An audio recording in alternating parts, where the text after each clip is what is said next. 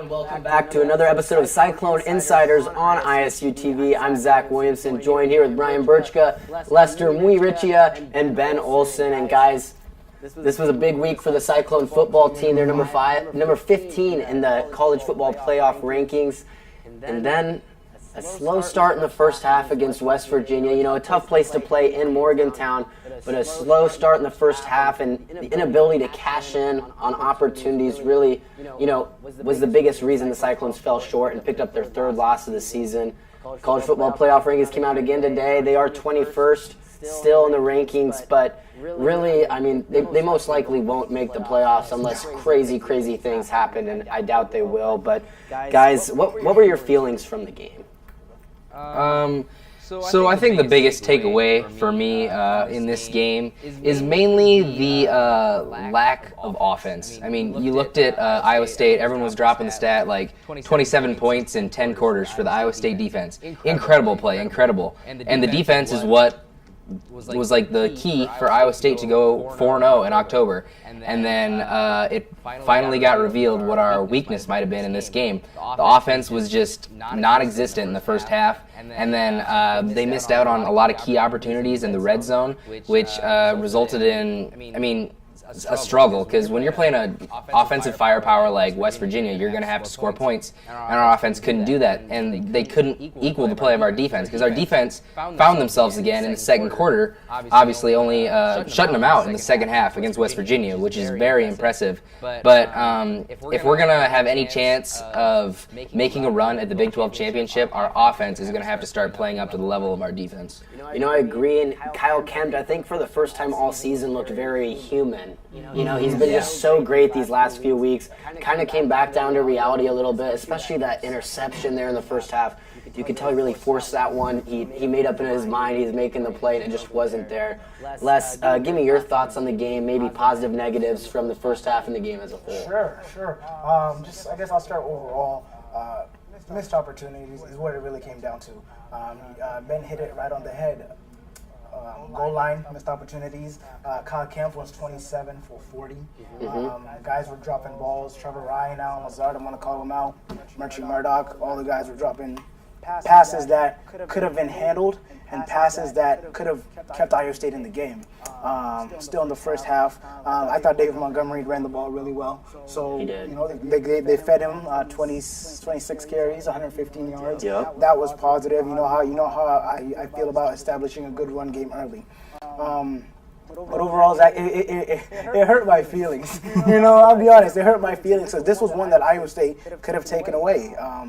And I feel that we lost this one because winning is not yet in our culture. In my opinion, a really great established team, a really great established offense would have gone into this game and said, okay, especially with the opportunity at the end to come back and win this game. And it was just a bummer because we all picked Iowa State to win. There was no reason. There was no reason not to pick Iowa State to win. But overall, just missed opportunity. Brian, give me an offensive and defensive player of the week. Yeah, so offensive, I got to go with David Montgomery. He got his fourth 100-yard game of the season and looked like a tank out there. Even when the offensive line wasn't quite doing what they needed to do, he's running people over, making plays on his feet. Keeping plays alive. Yeah. And on defense, I got to give it to Payne. That interception at the end of the game was our best chance to win. And then he had 9 tackles, led the team in tackles, so I got to give it to him. Yeah, Ben talked about the secondary a little bit last week, and they stepped up again, especially in the second half. The first half they gave up those few bombs, but they got together in the second half and really played great football there in the second half against a very, very good West Virginia offense. But Ben was able to go talk to the coaches and players today at Media Day, and here's what they're saying about Oklahoma State this weekend. God, my transitions are so bad. Really good plays. The one D-Payne made the other day was really, really special, and we got to find a way to keep getting some more. It'll be the difference in this game. And then I think in the perimeter, they run really well, but I also think their length is something that's certainly a concern. There's a lot of tip balls, and there's a lot of pressure with just a 4-man rush. Win the turnover margin, you got an 85% chance of winning it, and that's 100% true. So that's what we're trying to do. Probably a little more physical Big 12 team in the Big 12. But yeah, they're a good team. You know, their defense is good, their offense is good, so it's gonna be a good game. My biggest goal right now is to go out and be able to win this game. I think would be a huge point in our season. Just kind of solidify what we've done so far and put us in the best chance to go play in Dallas. So it honestly hasn't hit me, but yeah, I mean, I think when we do the spirit walk is when it's gonna finally set in and kind of, okay, this is my last time playing in front of these fans, great crowd and all those things. So I mean, probably be a pretty emotional day. I think a word to describe us would be grit. Just just through all the adversity that we've had, with the coaching changes, not being very successful, just the beat down losses that we've suffered, my first few years here and whatnot, and just to be able to go out and still grind through it and have the persistence and the dignity to go out there and still be able to come out on top this year. This group has done a tremendous job of really taking change by the horns and really becoming, I think the voice of the locker room. So senior night should be a fun one. Another top 25 matchup here in Ames. Now 2 in a row after not having one since 2002. So very exciting stuff. Guys, let's get to it. It's going to be a tough matchup. What are the keys to the game for the Cyclones? Let's start with you, Brian. I think they got to play the defense that they played in October. That's how they won games, and they really didn't have it until the second half in West Virginia. OK State's a high-scoring team. They had 50, but they give up a lot of points. They gave up 60. So I think if our defense plays well, it can give our offense a chance to do some things. Les? Keys to victory for this weekend? Yes. Well, first of all, Mason Rudolph is just a complete animal. Yeah, no kidding. The guy threw for over 400 yards this past week. 7 touchdowns. I hope he doesn't do that in Ames. But I think the key to this game again, you hit it when you said, just play solid D and offense has to get going. You don't want to be in a situation where you're going shot for shot against Mason Rudolph because that can end very badly. He's honestly better at that than he's actually one of the best in the Big 12 and actually in the country. We're going toe to toe with the deep ball. But I think Iowa State just needs to play solid D. Offense needs to get going. Bounce back Kyle Kemp. I know he's recovering. He's resting and his shoulder's recovering after taking a tough shot last week. But guys, just overall, go in there, dig deep, win one for the seniors. You're in Jack, it's going to be packed, so just bring one home. I agree, Ben. Yeah, I'm actually going to look at the other side of the spectrum. I think the defense has kind of become the staple of this Iowa State football team, and you obviously don't want to take it for granted, but they've been playing so great that I think the keys to this game are going to have to turn to the offense and the special teams, because when you're playing a top 25 team like Oklahoma State who can score like they do, I think it's very important that you got to use every chance you get ahead of them.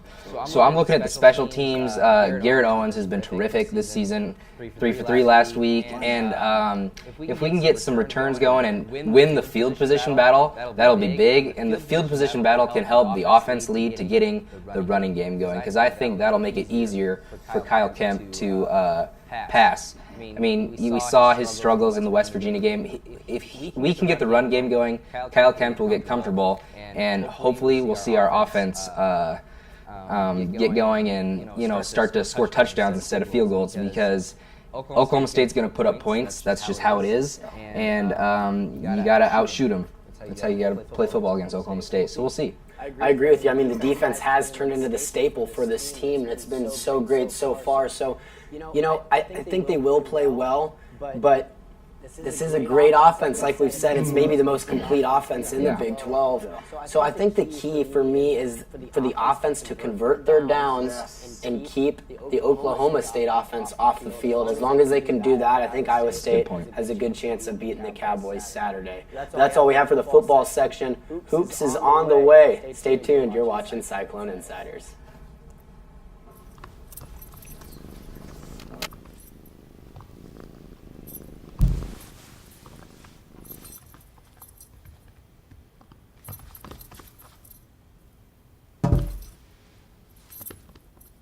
There's a shelter pet who wants to meet you.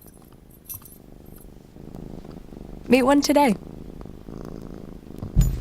Visit theshelterpetproject.org. Adopt.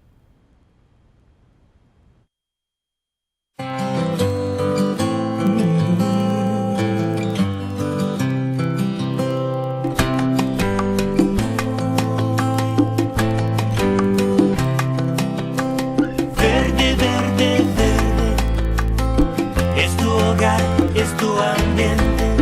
La prueba de ratón, la salud la protege. Hazlo verde, verde, verde. El vivir verde es asegurarse que el aire en su hogar es saludable para su familia. Asegúrese de hacer una prueba de radón en su hogar. Es fácil. Para saber más, llame al 866-528-3187. Proteja la salud y el bienestar de su familia. Haga la prueba de radón en su hogar. Eso es vivir de manera saludable y verde. La prueba de ratón, la salud la protege. Hazlo verde, verde, verde. La prueba de radón es fácil. Solo llame al 866-528-3187. So, I'm kind of new here, but I've noticed a trend. My human does this funny thing where she goes around and gets all my toys, and then she hides them in that basket by the door. You know, but it's always the same basket, and it's always in the same place. And then she acts so surprised when I find them, but, you know, she's putting them in the same basket. Again. It's like, hello, that's where you put it last time. You were the worst at hide and go seek.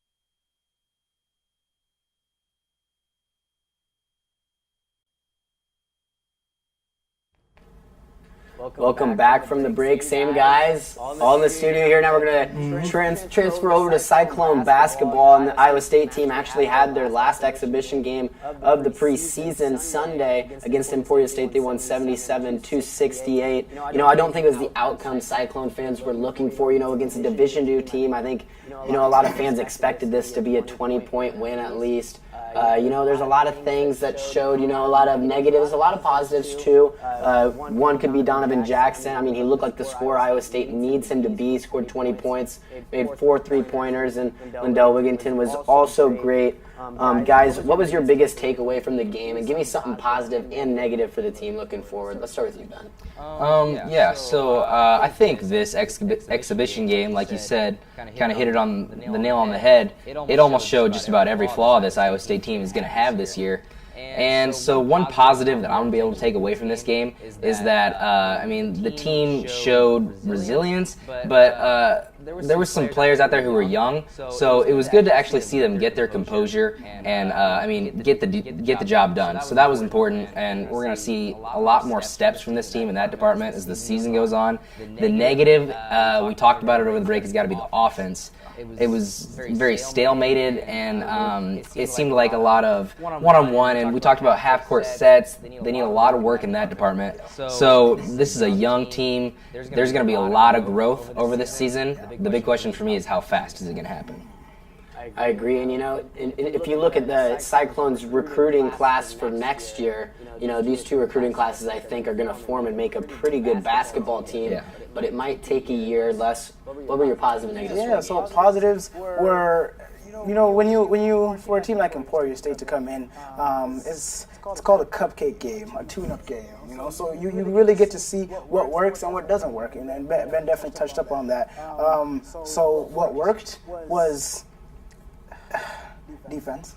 We know we got some good guys. We know we have some solid guys on there. Defense looked good. Iowa State got a chance to run their stuff. On the positive side, just young guys. These guys are growing. I think Zach, just like you said, it might take, in my opinion, maybe next year to get these guys really in gear to say, okay, to learn how to play as a team. Because these are all Coach Fromm's guys. All the seniors graduated, so it's kind of a test in my eyes for Coach Fromm to see, hey, can I put this team together? Can I put a solid squad here? And against Emporia State, yes, we got the win, but we're going into Mizzou, who's a really good basketball team. They're a really good-looking ball team this year. So I'm excited to see what's going to happen on Friday. And right now, it's kind of toss-up for the Cyclones, but I wish them all the best. Brian, you got anything to add on? Yeah, my positive and negative are the same. We're young. We've got a lot of room to improve, but it's gonna take time, and that's the only way we're gonna get better. Guys, tell me a player that really impressed you, maybe just impressed you most on the team, or kind of caught you off guard and played really well. This time we'll start with you, Brian. Wigington. For a freshman, he comes in, drops 18, and 8 of them were at the end of the game and kind of sealed the win that should have been an easier win. Yeah, I'm gonna second that motion on Wigington. I thought he played really well. Got a good amount of minutes as well for a freshman to come in here. He was humble, but he was also ready. You know what I'm saying, Zach? He was ready to play ball, and he showed that he could compete at this level of basketball. Yeah, he lived up to the hype, and for me, he said going into the season when asked, like, what's your game, what are you going to do? He says, I'm going to drive to the hoop, and he did that, and he looked really good doing it. He went 0 for 5 from the three-point line. That's not going to happen every game. He's going to start hitting a few. It was just an exhibition game. It happens.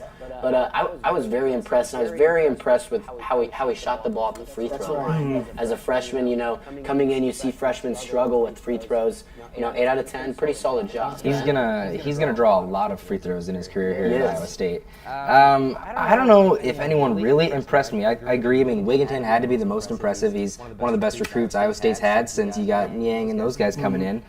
So it was good to see him get the jitters out. But I'm just gonna go. I was unimpressed. Solomon Young, limited playing time, only 4 points.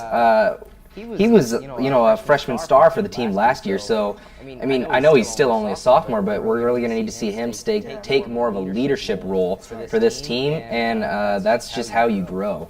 So I want to see more out of the guys returning on this team.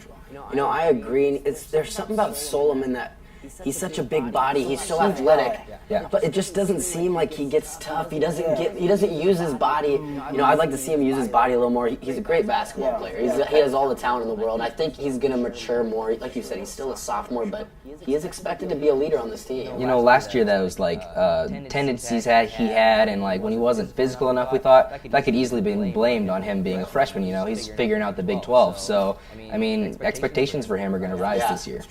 The player I was most impressed with is Jacoby Long, who seen very, very, very limited minutes a year ago, but he had 11 points in the game. He was a spark off the bench, played great defense, knocked a 3 down, got a few boards. So I really liked what I seen from him. Coach Prohm said he's improved a lot. He works hard, so I'm excited for him. I'm excited to see how he does as the season progresses. But maybe the bigger news of the exhibition is the fact that Terrence Lewis and Cameron Lard both were benched for the game by Coach Steve Prohm, saying that the players weren't living up to standards for Iowa State men's basketball, which you have to respect. You have to respect Prohm wanting this from his players.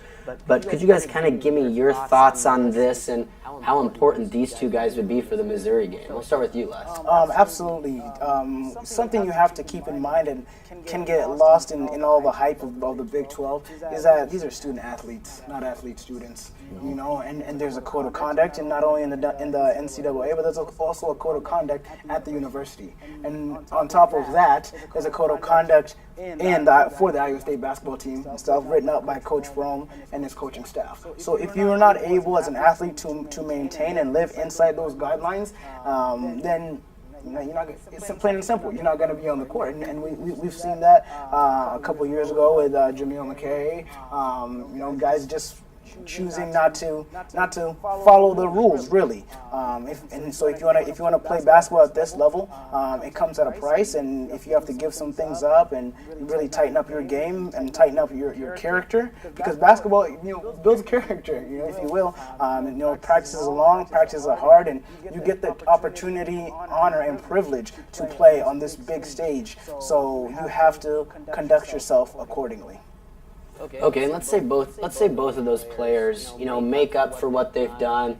They do the right thing, like Coach Prohm said in the press conference after the game. What do you think? Traveling to Missouri Friday, first game of the season, against the #1 overall recruit in the nation, Michael Porter Jr. What do the Cyclones got to do to win, and will they win? Let's start with you, Brian. I have a hard time going against the Clones. But I have a hard time saying that they've got this game in the bag either. If they're going to win, they need all the players they can get. They need Lard. They need Lewis to come back. Yeah, they just need a full team effort. That's true. I'll second that motion again. Everybody needs to play because, just like you said, Porter's dangerous, the #1 recruit in the country. He's really not a joke. If you guys have seen him play, YouTube this guy. He's absolutely phenomenal. It's going to be a tough match against Mizzou, but again, it's going to be a team effort for all you guys. Yeah, I mean, I applaud Coach Prohm for being the leadership that this team's kind of lacking right now and suspending those guys, or just sitting them for one game, you know. That was a respectable move by the head coach, and I don't know if they'll play, but if Iowa State's going to have any chance in this game, I think they're going to need Lard, and they're going to need Lewis, because their offense, I mean, is missing some elements without them. And just one thing I want to say, as Iowa State fans, we've got the pleasure of watching Naz and Deontay and Matt and Monte the last 4 years. And so I think we're going to see turnovers because we don't have Monte. We're not going to see as many threes go down because we don't have Naz and Matt. And we're not going to see the physicality because we don't have Deontay. So we're just going to have to accept that those things won't be there against Missouri. And that's why this game has me worried. Yeah, I mean, this is a much different team. You know, I think the key is for the Iowa State basketball team to get out and transition. You know, don't settle for the half-court sets because that's where they will get themselves in trouble. But like you said, it's going to be a tough matchup, but it should be exciting. It's fun that basketball season's starting, and, you know, I think it's important to stay confident. But with that, let's talk about arguably the toughest conference in basketball, and that is the Big 12. You know, you got Kansas, you got West Virginia, you got Baylor. And I mean, you can go down the list, and all of these teams are so good. I seen the other day in the RPI rankings, or preseason rankings, they had Iowa State about 48th or 46th, and every other Big 12 team was ahead of them. Wow. So that just gives you an idea. You know, they're not even saying that Iowa State's going to be a bad basketball team. It's just more of that's how good the Big 12's going to be. So with that, guys, where do you expect Iowa State to fall in the Big 12 standings this year? Let's start with you, Ben. You know, this might be the biggest toss-up question heading into it. You know, we've won the Big 12 tournament like 2 out of the past 3 years, and I think Iowa State is going to struggle in the Big 12. I do. I think especially early, and then they'll figure themselves out later. I could see them highest. I'm going to put the ceiling at a 6th in the Big 12, just because there's so much talent. And then the floor could be bottom. Les? In my opinion, I think the Cyclones need to get off to a good start to establish themselves as a good team in the Big 12. Because what that will do, Zach, it'll say, hey, put all this noise behind us. We know the Big 12 is tough. You said it, Kansas, Baylor, Texas Tech, you know, Texas. We have these big name teams, and arguably, in my opinion, still one of the most competitive conference teams, you know, in the NCAA right now. But in my opinion, Iowa State just needs to get off to a good start, win a couple non-conference games early, establish yourself as a competitor in the Big 12, and then going into the Big 12 when you're matching up against guys like Kansas, Oklahoma. You know, you need to play good ball, play clean ball, and stick to the fundamentals. Play fast. Just play Iowa State basketball. And like I said earlier, Zach, winning is in this team's culture. So these guys know what to expect. I agree. Brian? Yeah, they're going to be an underdog all year. No one's really talking about them. And, I mean, there's so much to talk about in the Big 12 that they're going to get looked over. They can have success, but they're going to be working at it all year. Yeah, I agree. I mean, it's gonna be a tough season in the Big 12. You know, I could see them getting up as high as 7th. I could also see them getting last. But like I said, it has nothing against their team. It's just the Big 12 is that talented. Going off of that, do you think a NCAA tournament appearance is in the cards for the Cyclones team? Yeah. Once again, I think the ceiling for this team is bubble. I think they're going to be on the bubble all year, and if they can stay there, then they're doing their job, and that's what you want to see out of a young team, is to at least live up to expectations. And it's great that the expectation for Iowa State basketball is at the worst bubble NCAA tournament. So if they can do that, then I think this team will just have a bright future to build off of then. Okay, Les. Okay. The question was, will there be an appearance? Yep. I'm not going to say no, but I'm not also going to say yes. It's just, again, we'll have to see. This team is so young, and the NCAA tournament is so big, you know, that there's so much room in between there to be filled. So just filling in those gaps, and again, winning one game at a time will get you there. You don't necessarily have to win the Big 12 to get there, but make yourself a competitor. Make yourself, let yourself be known as a competitor in this league, in the Big 12, and easily you'll get there. Right? Yeah, I mean, I agree completely. I think everything was said. They're going to be a bubble team, or they're going to fight to be a bubble team, but I think they can do it. I think this feels like a first four kind of season. Kinda. It does. It does. And you never know. It is the game of basketball. But lastly, let's try to wrap it up quick, guys. Just give me your key player for the season. Let's start with you, Les. I told you earlier, I'm not solely sold on Mr. Jackson, Mr. D. Jax, but I potentially think that you can be a leader in this team. Humble yourself.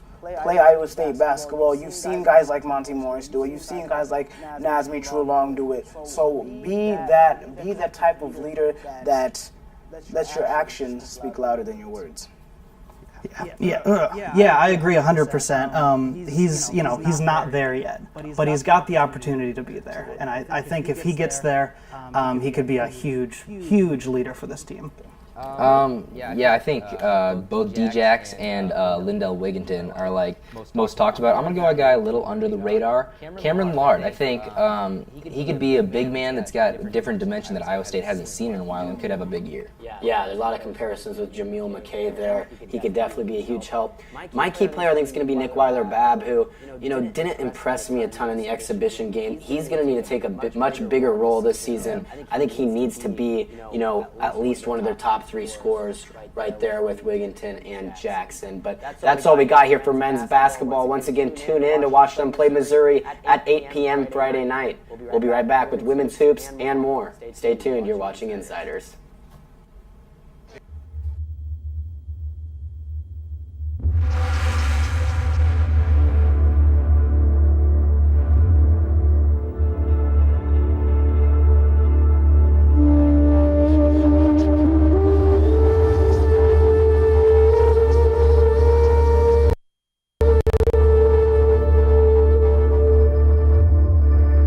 Save the Bears. Sign the petition. Go to helpbears.org. That's helpbears.org. That's the one. I will not be news today. I will not make another push to be the first man in space with frosted tips and a puka shell necklace. And I will not go viral when my terror is caught on camera when I finally realize that in the vacuum of space, no one can hear you sing. I'm Lance Bass, and I will not be trending today because there is a much bigger story that needs to be heard.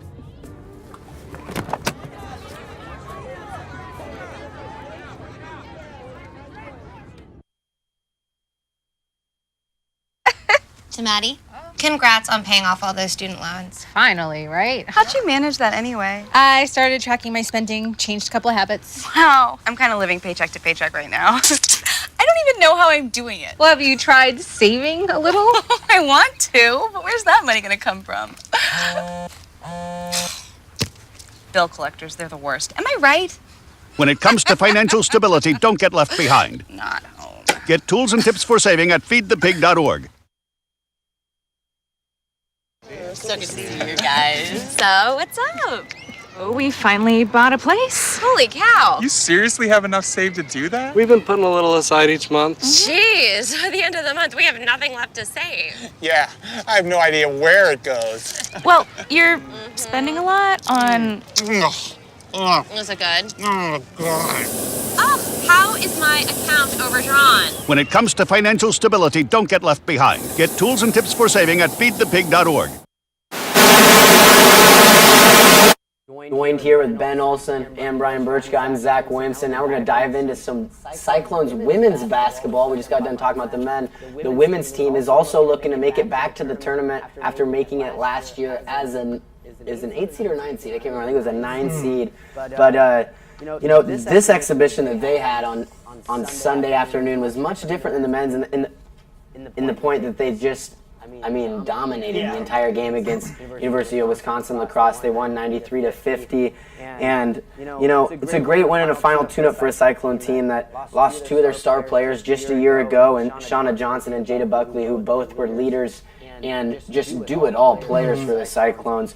But they returned superstar Bridget Carlton, who was a first-team All Big 12 just a year ago, averaging 15 points, 6 boards, 2 assists, a steal and a block a game. And Carlton scored 17 points in the exhibition game, but it wasn't just her, as a total of 6 Cyclones scored 9 or more points. So, a well-spread-out attack, even though they got some youth on their roster.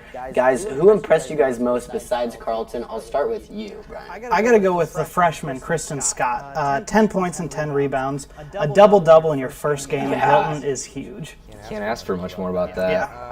On my side, I'm gonna have to look at Adriana Chamber. She was leading scorer right behind Carlton, and she put in a solid 25 minutes of work. So I think you look at how many girls played in this game, and it's really good to see that this Iowa State team looks like they have depth this year, which not really something that they have in the past. It seems like Fennelly is more interested in playing 6-7 players. So we'll see if that'll factor into this part of the team as the year goes on. I agree, and Meredith Burkhall, who had 10 points and 6 boards also, she's a key returner for this team. They're going to need her down in the post, so I was impressed with her, and I'm excited to see what she'll do the rest of the season. But they'll play South Dakota Friday, the South Dakota Coyotes here at Hilton Coliseum at 12 o'clock in the afternoon. Guys, first game of the year, who do you got at Hilton? I don't think South Dakota poses that big of a threat. I think, in Hilton, we played well. We're coming off it was an exhibition, but it was a big win. I think we've got a good team this year. We'll take that one. Yeah, this girls' team is really on the opposite end of the spectrum with the men, and that they showed they can score. So I think I expect a blowout here against South Dakota Friday. I think they can start the season strong. Yeah, I think this team could make the NCAA tournament again. What do you guys think? Like I said, they made it as a 9 seed last year. They were, they had more experience last year, but they still returned some experienced players, also with some freshmen. What do you guys think? Is this a tournament team? That's an interesting question, because you look at the firepower they lost with Jada Buckley and Shauna Johnson, and those girls knew how to play in the NCAA tournament, and this team's going to have to try and figure out how to get there. I think Coach Fennelly is obviously, one of the better women's coaches in the nation, so I am counting on him to be able to get this team to the NCAA tournament. I think the goal for them should be a win, though. If they can get a tournament win, then that'll be a big step forward for a young team. I agree. Very good point, Ryan. I agree with that goal completely. They did lose a lot, but they gained, or at least retained, a ton as well. And if they're playing the way they played against lacrosse, I think they can make it pretty far. Yeah, and it is early to tell. It was just one exhibition game, but the way Bridget Carlton played, she had a couple great takes, a couple long bombs. She can do it all. I think her and the Cyclones will be dancing this year. But that's going to move us over to volleyball, where the 24th ranked Cyclones lost to number 23 Baylor in 3 sets. They got swept.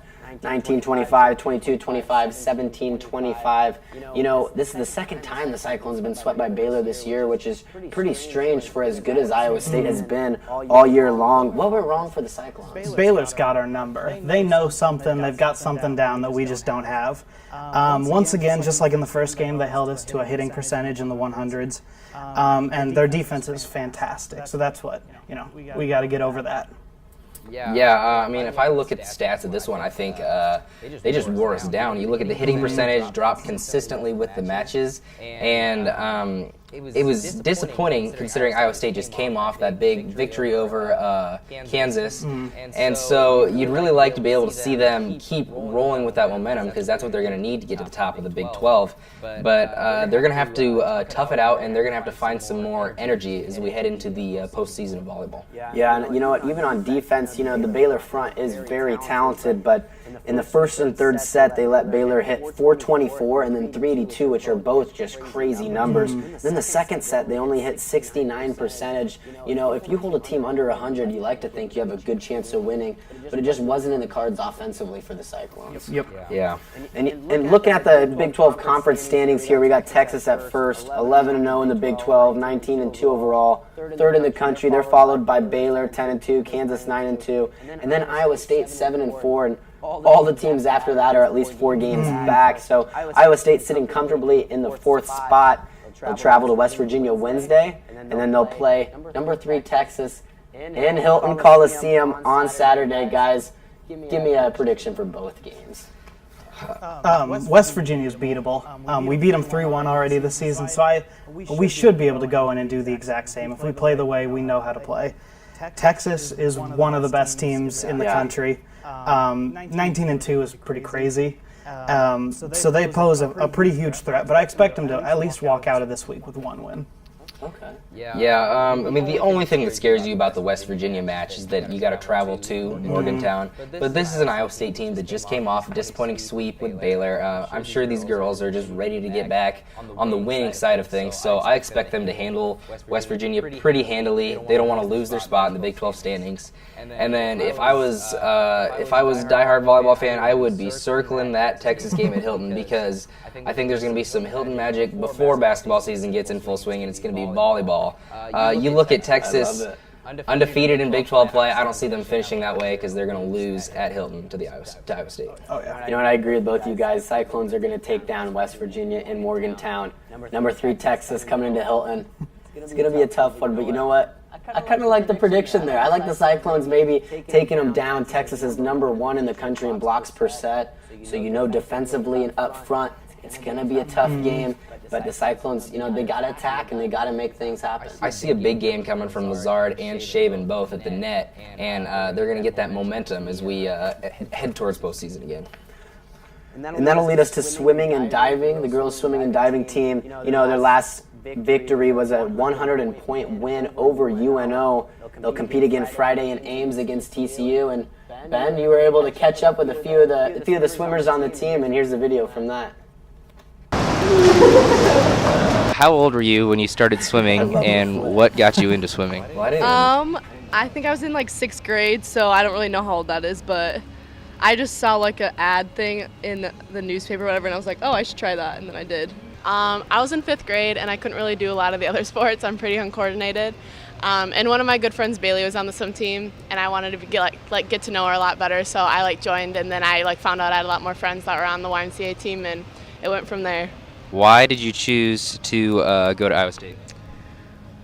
Well, I didn't really have any other swimming offers, but I really loved the school anyways before, so I was a huge fan. So when they gave me the chance to swim here, I knew that I was going to.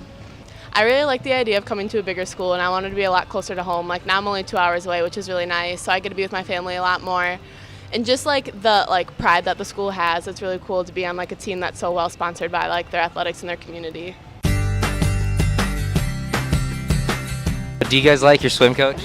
Yeah, love him. Love both of them. So what is your guys' favorite race? The mile, 100 freestyle. Before your guys pre-race and pre-meets, what kind of music do you listen to? Anything by Outkast. Beyonce. I like rap music. Yeah. Thanks for being specific, Keely. Do either of you guys have any pre-meet rituals or superstitions?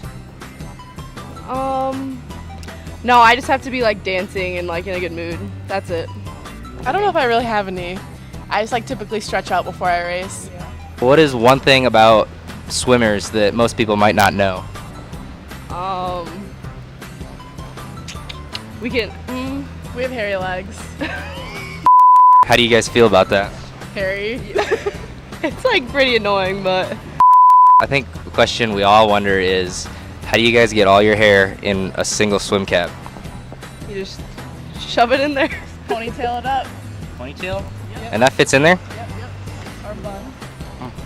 Wrap it up. Do you guys have extra large swim caps? I mean, one size fits all.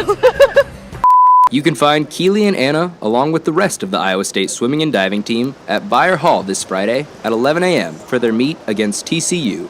For Cyclone InCyders, I'm Ben Olson. Yeah, the Iowa State swimming and diving team finished 3rd at the Big 12 Championships last year and are hoping for an even better this year. So you can catch them in their home meet, 11 o'clock at Beyer Hall this Friday. should be very exciting, and especially for somebody that's never went and checked out a swimming event. Go check it out. It sounds like a lot of fun, and like you said, we're going to be pretty good this year. But lastly, that's going to lead us to both men's and women's cross country. They'll be running in the Midwest Regional Saturday to qualify for the NCAA tournament. Good luck to both squads, and that's all we have here from Cyclone Insiders with Ben Olsen and Brian Birchka. I'm Zach Williamson, and as always, go Cyclones.